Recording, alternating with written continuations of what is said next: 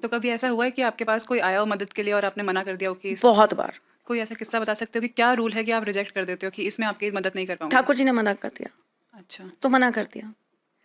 अब मेरी तो इतनी हिम्मत है नहीं कि मैं उनसे पूछूं कि ठाकुर जी कॉज क्या था, आपने क्यों मना कर दिया। उन्होंने मना कर दिया मतलब मना कर दिया। ठाकुर जी कैसे मना करते हैं? आपका क्या उनसे डायरेक्ट कनेक्शन है? नहीं, डायरेक्ट कनेक्शन इतनी तो बड़ी व्यक्ति नहीं हूँ कि डायरेक्ट कनेक्शन उनसे हो। डायरेक्ट कनेक्शन तो मेरा एक दो देशों के प्रधानमंत्रियों से ही नहीं है, तो ठाकुर जी तो बहुत बड़ी बात है।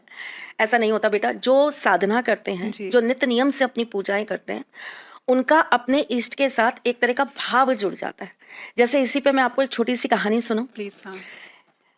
जगन्नाथ जी मंदिर के अंदर ठाकुर जी को रोज भोग लगाया जाता था। हाँ जी, 56 भोग लगते हैं वहाँ तो। हाँ, तो ठाकुर जी को भोग लगाया जाता था। जी।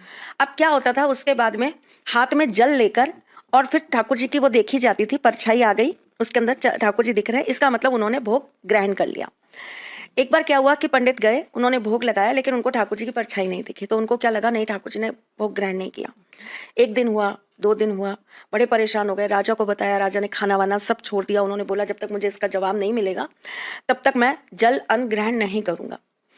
तो उनके सपने में आकर जगन्नाथ जी ने बोला कि मैं अपने ही प्रदेश के, मतलब अपने ही जगह के किसी व्यक्ति के यहाँ पर रोज खिचड़ी खाने जा रहा था, तो मैं भोजन कैसे कर लेता। अब आप लगाइए, अब मैं खाऊंगा राजन।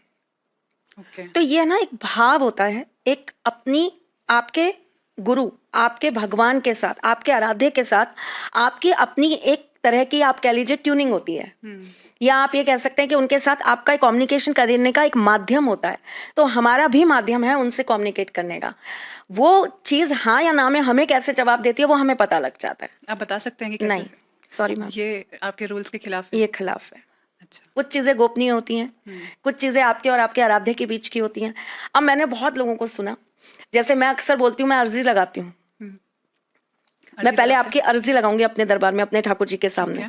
आपकी अर्जी का जो जवाब आएगा उसके हिसाब से मैं आपको उत्तर दूंगी। मैंने देखा लोगों ने मुझे फॉलो करना स्टार्ट किया, मेरे ही पैटर्न को चुराना चालू किया, और उन्होंने भी सेम यही बोलना चालू कर दिया कि हम अर्जी लगाएंगे, अर्जी लगाएंगे, अर्जी लगाएंगे। एक व्यक्ति से मैं टकरा गई, मैंने उनसे पूछा आप अर्जी लगाएंगे? बोले हाँ। मैंने कहा कहाँ लगाएंगे, आपका मंदिर दिखाइए मुझे। उन्होंने एक छोटा सा मंदिर बना रखा था जिसके अंदर उन्होंने 4-5 तस्वीरें लगा रखी थी। अच्छा। ठीक है। मैंने उनसे अपनी, हमारे जो मेथड्स होते हैं उसके हिसाब से मैंने पूछा, मैंने कहा आप ये करते हैं? बोले नहीं। मैंने कहा आप ये करते हैं? बोले नहीं। तो मैंने कहा आपके आराध्य की अर्जी कैसे जाती है? इन नियमों के बिना अर्जी लग ही नहीं सकती। आपने कैसे अर्जी लगा दी और आपको अर्जी का जवाब कैसे आता है? बोले मैम आप कैसे अर्जी लगाती हैं? मैंने कहा गुरु से जाके दीक्षा लीजिए। जो गुरु दीक्षित व्यक्ति होगा वो ये सवाल नहीं पूछेगा कि अर्जी कैसे लगाई जाती है। यही तो है जो ऑनलाइन नहीं सिखा सकता, ये सिर्फ आपको ऑफलाइन गुरुकुल में ही सिखा सकते हैं। यही तो है जिसकी वजह से हमारी संस्कृति में आज भी हमारे गुरुओं के चरणों में रहकर ही बड़े से बड़ा व्यक्ति विद्वान बनता है।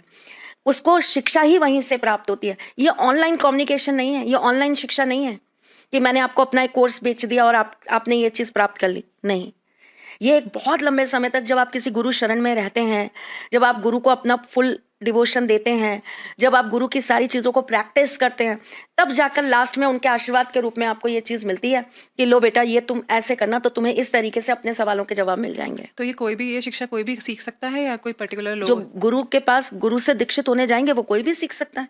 उतना समय देंगे आप? कितना समय लगता है? जीवन। अच्छा। कुछ पता नहीं कितना समय देना पड़ेगा। मेरी खुशकिस्मती बस इस चीज में रही, मैं अपने आप को ब्लेस्ड मानती हूँ। मैं ये मानती हूँ मैंने पिछले जन्म में शायद कुछ अच्छे कर्म करे होंगे कि मैंने ऐसे ही घर में जन्म ले लिया। मेरे इर्द गिर्द ही ऐसे लोग रहते हैं, जैसे आप भी आए होंगे, आपने देखा होगा मेरे यहाँ ब्राह्मण बैठे हैं, पूजा चल रही है, मंडल लगा हुआ है, सारी चीजें मेरे यहाँ नियम कायदे से चलती है। और वो आज नहीं, 365 दिन में आप कभी भी आएंगे आपको यही नियम यहाँ मिलेगा। अच्छा, ठीक है। दरबार में हमेशा आपको 5 टाइम का जो कर्म है वो आपको होता दिखेगा।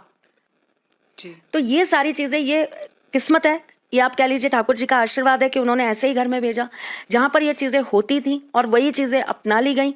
और उसी एक कहते हैं ना लाइन पर या एक उसी पैटर्न पर आप चलते जा रहे हो, फॉलो करते जा रहे हो, करते जा रहे हो, करते जा रहे हो।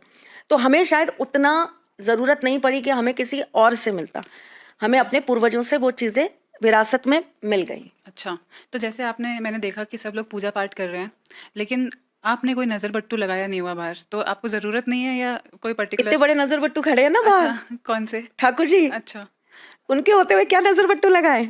वो खड़े हैं, कौन नजर लगाएगा?